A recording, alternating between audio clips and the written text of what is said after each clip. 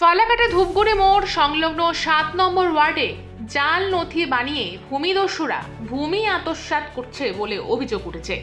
বর্তমান সময়ে পশ্চিমবঙ্গে ভয়ঙ্করভাবে সাধারণ মানুষ শিকার হচ্ছে ল্যান্ড গ্র্যাবার বা ভূমিদস্যু দ্বারা। এখন ভূমিদস্যু বা ল্যান্ড গ্র্যাবাররা হচ্ছে সমাজের প্রতিষ্ঠিত মানুষ বলা যেতেই পারে, কারণ অসহায় সাধারণ মানুষ দরিদ্রতায় ভুগছে শিক্ষিত পুঁজিবাদী মানুষ দ্বারা প্রতারিত হয়ে। তেমনই একটি ঘটনা ফালাকাটার ৭ নম্বর ওয়ার্ডে অধিকাংশ চাকরিজীবী বা ব্যবসায় প্রতিষ্ঠিত মানুষ দ্বারা প্রতারণার শিকার হিমাদ্রি সিংহ এবং বিপ্লব সিংহ, দুই ভাই। চাকরিজীবী ও সমাজের প্রতিষ্ঠিত ব্যক্তিরা জাল জমির নথি তৈরি করে হিমাদ্রি সিংহ ও বিপ্লব সিংহের মায়ের জমি আত্মসাৎ করে আছেন বলে অভিযোগ করেছেন। শুনব বিপ্লব সিংহ এবং হিমাদ্রি সিংহ কি অভিযোগ জানালেন আমাদের সাংবাদিককে। দাদা, আপনার পরিচয়? বিপ্লব সিংহ। বিপ্লব সিংহ, আপনার বাবার নাম? হিরাল সিংহ। আপনারা কতদিন ধরে ফালাকাটায় আছেন? আমার জন্মসূত্রে ফালাকাটা, বর্ণিকার ফালাকাটা জন্মসূত্রে। আপনাদের অভিযোগটা কি? আমাদের অভিযোগ, ধূপগুড়ির মোড় সংলগ্ন এলাকায় আমার 36 বিঘা 3 ডিসমিল আমার মার নামে জমি ছিল। কৃষিকাজ করছিলাম আমরা দাদাভাই মিলে। হঠাৎ করে বিমলায় সুকান্ত, সুখচন্দ মিয়া, সুকরু বর্মন, রহমদ আলী কৃষি জমি কাজ করতাম। হঠাৎ করে বাধা দেওয়ার পরে পরক্ষণে বাড়ির রাজনৈতিক বলে আমাদের সেখানে আপনারা এই যে কৃষি কাজ করতেন আপনার মার জমিতে, আপনারা কৃষি কাজ করতেন, তাই তো? তো এই যে যখন বাধা দেয় তখন আপনারা কোনো প্রশাসনকে জানিয়েছিলেন ব্যাপারটা? পুরো মারার হুমকি দেয় প্রশাসন। কে ধমকি দেয় আপনাদের? পার্টির লোক বলতে যে যারা মানে যারা দখল করতে আসছিল তারাই কি?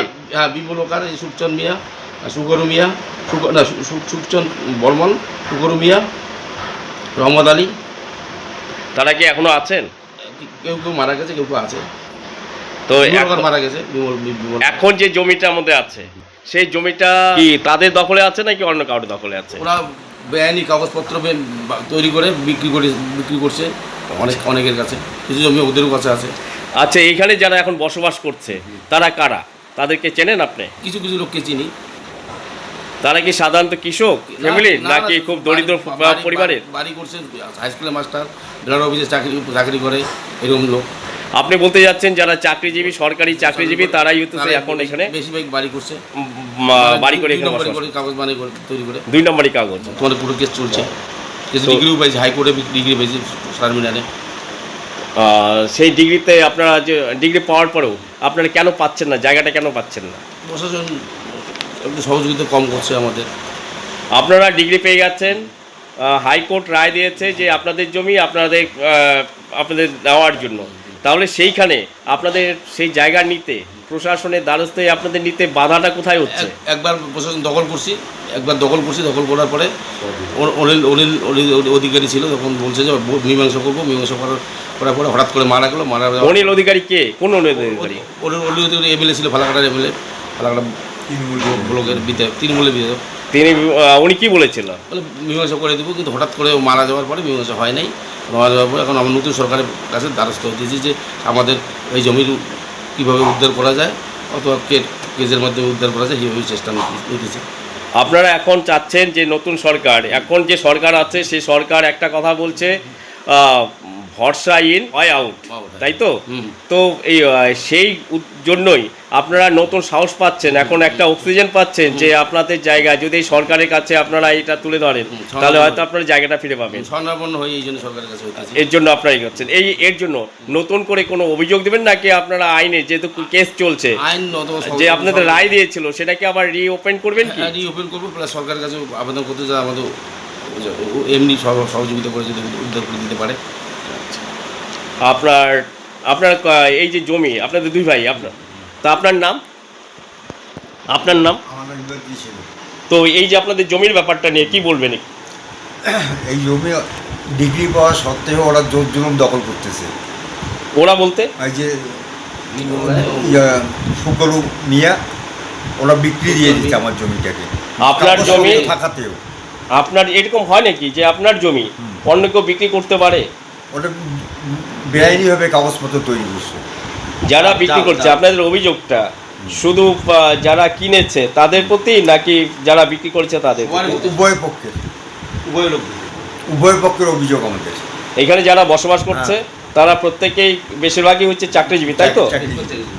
তো তারা বলা যেতে পারে সমাজের একজন প্রতিষ্ঠিত মানুষ। সেই প্রতিষ্ঠিত মানুষ সব কিছু বুঝে শুনে কম পয়সায় যাতে জমি কেনা যায় তার জন্যই এই হয়তো এই 2 নাম্বারইভাবে জায়গা নিয়েছে, এটাই বলতে যাচ্ছেন তো আপনি? খুব কম দামে বিক্রি করছে জমিগুলো, তখন তারা কম দামে বিক্রি করছে। তো আপনাদের কাছ থেকে কোনো রকম লিখিত বা কোনো কাগজপত্রে সই টই কিছু নেয়নি? আমাদের কাছ থেকে কোনো ডকুমেন্টসই নেয়নি ওরা।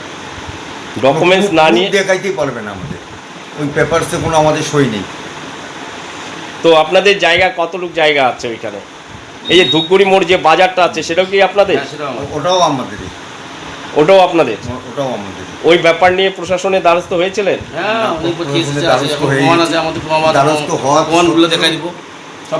নথিপত্র সবই আছে কোর্টের। আচ্ছা, হাইকোর্টের আছে প্লাস ইয়ার আছে, আলিপুরদুয়ার লোহার কোর্টের আছে। আপনাদের বাড়ি ভুটনিঘাট? আমাদের বাড়ি ভুটনিঘাট। তো এই যে জায়গাটা রয়েছে সেই জায়গাটা হচ্ছে ফালাঘাটটা ধূপগুড়ি মোড়ে। তো এত দূরে আপনারা যে জায়গাটা নিয়ে ওখানে কোনো ঘর বানাননি? ওখানে 2টা ঘর ছিল। ওখানে একটা সদন স্কুল, আমাদের বাবা সদনের সহযোগিতা দিয়ে ওখানে দিয়ে একটা সদনী স্কুলও করছিল। স্কুলটা ভাঙছে প্লাস ঘরটা ভাঙা চুর করে ওরা বেদখল করছে জমিটাকে। কত বিঘা জমি আছে এখানে আপনাদের? এখানে আছে প্রায় 33-34 বিঘার মতো আছে। একটা দলিলে আছে আর অন্য দলিলে আছে, বিভিন্ন দলিলে আছে। বিভিন্ন দলিলতে আপনাদের মোটামুটি ওইখানে বলা যেতে পারে 34 বিঘা জমি আছে। এখন আপনারা কি চাচ্ছেন? প্রশাসনের কাছে চাচ্ছি, আমরা অনুরোধ করছি প্রশাসনকে যারা এই জমি যাতে আমাদের শুরু হয়। তো আপনারা নতুন করে কোনো অভিযোগ জানাবেন নাকি ওই পূর্বের যেটা আছে সেটাকেই কোর্টের দ্বারস্থ হয়ে আইনের আদালতের দ্বারস্থ হয়ে আপনারা কোনো পদক্ষেপ নেবেন? না, প্রশাসন যদি বলে সবাই মিলে বসে একটা সুস্থ স্বাভাবিক তৈরি করতে পারে তাহলে আমরা ওইটাতে রাজি হব আর কি। আমরা শুনতে পাচ্ছি যে এখানে একটা বার্তা আসছে যে যাদের অধিকার, যাদের জমি তারা যাতে ফিরে পায়, তাদের অধিকার পায়। এতদিন মানুষের মধ্যে যে ভয় ছিল সে আমরা দেখতে পাচ্ছি সেই ভয় কেটে যাচ্ছে। কারণ এখানকার যারা বাসিন্দা আছেন, স্থায়ী বাসিন্দা, তাদের জমি ভয় দেখিয়ে বিভিন্নভাবে লুট করা হয়েছে। সেটা বাম আমল থেকে শুরু করে বিগত কিছুদিন আগের যে সরকার ছিল তৃণমূল সরকার, তারাও যেভাবে লুট করেছে সেই লুটে তারা সর্বশান্ত হয়েছে। তারা চাচ্ছে যে এই সরকার, বর্তমান যে সরকার আসছে সেই সরকার হয়তো তাদের মুখে হাসি ফুটাতে পারবে। জানা গিয়েছে আদালতের আদেশ থাকা সত্ত্বেও হিমাদ্রি সিংহ ও বিপ্লব সিংহ মায়ের সম্পত্তি পাচ্ছেন না। এও জানা গিয়েছে প্রশাসনের পক্ষ থেকে জমি খালি করে হিমাদ্রি সিংহ ও বিপ্লব সিংহকে ভূমি পাইয়ে দেওয়ার চেষ্টা করলে প্রাক্তন বিধায়ক অনিল অধিকারী সেখানেও হস্তক্ষেপ করে। প্রাক্তন বিধায়ক অনিল অধিকারীর হস্তক্ষেপের ফলে জাল নথি বানিয়ে যারা গৃহ নির্মাণ করে বসবাস করছে তাদের উচ্ছেদ স্থগিত রাখা হয়। অবৈধভাবে জমি দখল করে জাল কাগজ বানিয়ে যারা বসবাস করছে তাদের হয়ে প্রাক্তন বিধায়ক অনিল অধিকারী হিমাদ্রি সিংহ এবং বিপ্লব সিংহকে কথা দিয়েছিলেন তাদের মায়ের ভূমির সঠিক মূল্য দেবেন। সেই কথার সম্মান দিয়ে হিমাদ্রি সিংহ এবং বিপ্লব সিংহ অপেক্ষায় বসেছিলেন, কিন্তু এখনো পর্যন্ত তারা কোনো অর্থ পাননি। অবৈধভাবে বসবাসকারীদের সাথে কথা হয়েছিল, তারা মূল্য দিয়ে সঠিকভাবে জমি রেজিস্ট্রি নেবেন। এটি শুধু ছিল বসবাসকারীদের মন ভোলানো কথা। রাজনৈতিক ক্ষমতার ফলে জাল কাগজ দিয়ে এখনো বসবাস করছে তারা, এই অভিযোগ করছে অভিযোগকারীরা। এবার দেখব আদালতের আদেশনামা।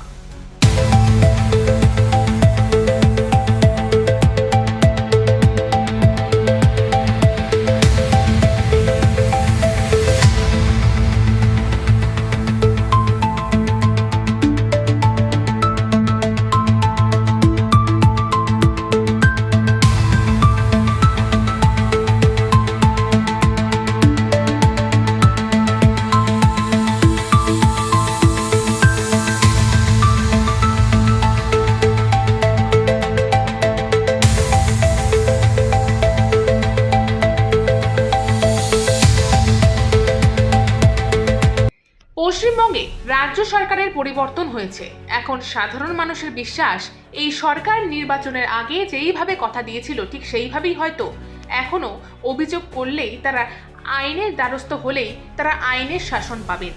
এই ভরসায় হিমাদ্রি সিংহ এবং বিপ্লব সিংহ পুনরায় আদালতের দ্বারস্থ হতে চলেছেন। প্রশ্ন, চাকুরিজীবীরা কিভাবে এই জমি ক্রয় করলো? জাল কাগজ কাদের মাধ্যমে বের করা হলো? অফিসের আধিকারিকরা কিভাবে জমির কাগজ অন্যের নামে করে দিল? এই বিষয়গুলোর তদন্ত করবে কি সরকার? এখানে সন্দেহ থাকছে, কারণ যে সমস্ত সরকারি আমলার মাধ্যমে দুর্নীতি হয়েছে তাদেরকে আইনের নজরে এনে কোনো আইনি পদক্ষেপ কিন্তু নিতে দেখা যাচ্ছে না। এখানে আইনি পদক্ষেপ নেবে কি অবৈধভাবে যে সমস্ত চাকরিজীবীরা জাল নথি বানিয়ে গৃহ নির্মাণ করছেন তাদের প্রতি?